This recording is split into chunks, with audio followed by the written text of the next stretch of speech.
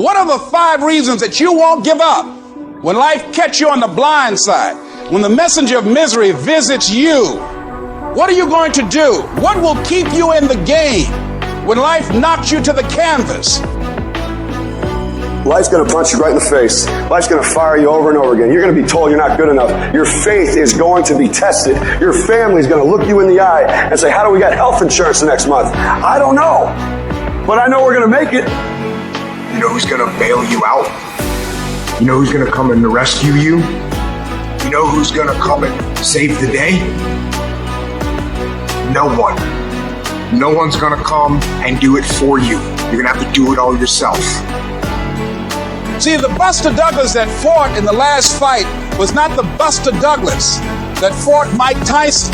See, the Buster Douglas that got knocked down while fighting Mike Tyson had gotten out of an alcohol recovery center. His mother had died. His wife was ill with a terminal illness.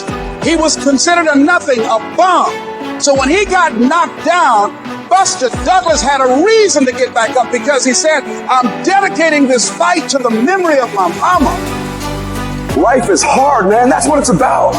Life is a challenge. If you don't work as hard as you can, if you don't sacrifice everything, if you don't get rejected and keep coming back for more, if you don't get your loyalty tested and your faith tested, you don't love that thing if you bail out. So if you fought through all that, that's love.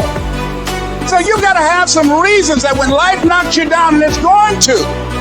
It's going to knock you down. When people disappoint you, and that's going to happen. When they betray you, and that's going to happen. When they lie to you, and that's going to happen. When they say, oh, you can count on me, and they won't show up, and that's going to happen. When you want to throw in the towel and give up yourself, and that's going to happen. When life collapses on you and catch you on the blind side, what reason can you remember that you can call on, that you can reach on, that can make you get back up? Find that reason. So life had knocked me down. I said, life, I'm doing this because I want to make my mama proud. I'm doing this because I want my children to have a better life than what I have. I'm doing this because all my life I've been told I'd be a loser, that I wouldn't make it. I'm doing this to make them alive. I believe, like Frank Sinatra, he said, the best revenge in life is massive success. I'm doing this so I can become massively successful. And with that kind of courage, with that kind of affirmation and reason to empower me, I got a saying that when life knocks you down, try and land on your back, because if you can look up, you can get up.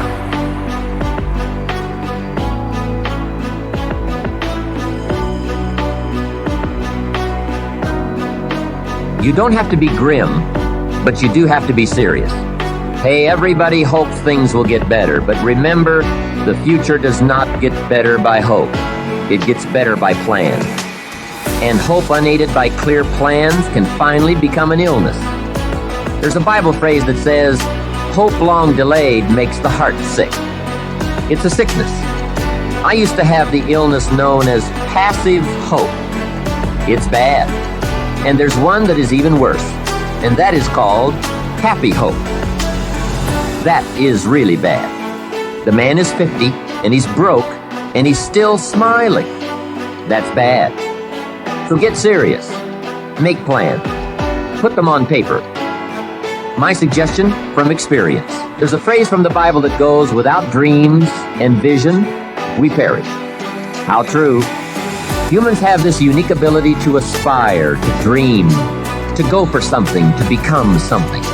Without that, life is not life. We must have dreams and never give up on our dreams. I'd like to share a few ways your use of time are affected by or influence the achievement of your goals. Have you ever thought that without some very clear written goals, you never even need to consider managing your time? Time essentials come from objectives well defined. Time can't be critical if objectives aren't defined. Now you might be one of those uniquely fortunate individuals who can keep all their objectives and purposes clearly defined in their minds and operate from that. But I wouldn't take the chance. Write your goals down and set careful priorities. Sometimes priorities are determined by the season. For a farmer in springtime, the season dictates his most important activities. During the spring, a farmer must work around the clock, burn the midnight oil, and keep the equipment running because he has only this small window of time for the planting of his crops.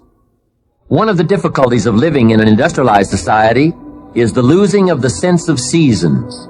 When to pour it on, when to ease back, when to take advantage.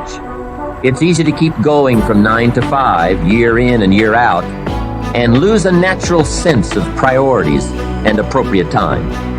Don't let one year just blend into the next. Keep an eye on your own seasons, lest you lose track of values and substance. Part of setting priorities is learning to separate major activities from minor activities. This is a whole skill in itself, but once you have learned it, it will pay dividends you won't believe. So learn to put everything on your mental scales to be carefully weighed before you spend time or money. Of your sanity is socially distributed. And what I mean by that is, well, let's say that you know how to behave. You're well socialized. You can play with others. Now, I said already in this conversation, if you didn't learn to play with others between the time you were 2 and 4, you will never learn. And psychologists have beat their heads against the wall trying to rehabilitate antisocial children. They can't do it after the age of 4. Is that because areas of the brain just don't develop? Well, it seems to be partly because the kids fall farther and farther behind. So let's say you make the leap from egocentric dependence on your mother at 2 and 3 to immersion in a peer group. Well, then you pick peers that are at your same developmental level, and you chase each other up the developmental ladder. And the longer you're out of that, the farther you fall behind. And so, kids, 5-year-old kids might come across another 5-year-old kid who tends to cry too much if they don't get their way. And they'll say, we don't want to play with the baby. And what they're saying is, we have to find someone who's at our developmental level, shares our developmental horizon, so that we can mutually scaffold our further development. Now, they're not going to say that, obviously, but that's the situation. And kids test each other out when they first meet. So do adults. Game. Can you play? Are you playing at the same level as me? I'm playing my game at the level that will further my development. Can you play along with me? If not, well, maybe you're lower in status and I can pull you up as a mentor. Maybe you're higher in status and I can learn from you. But if you're a peer, we can play together.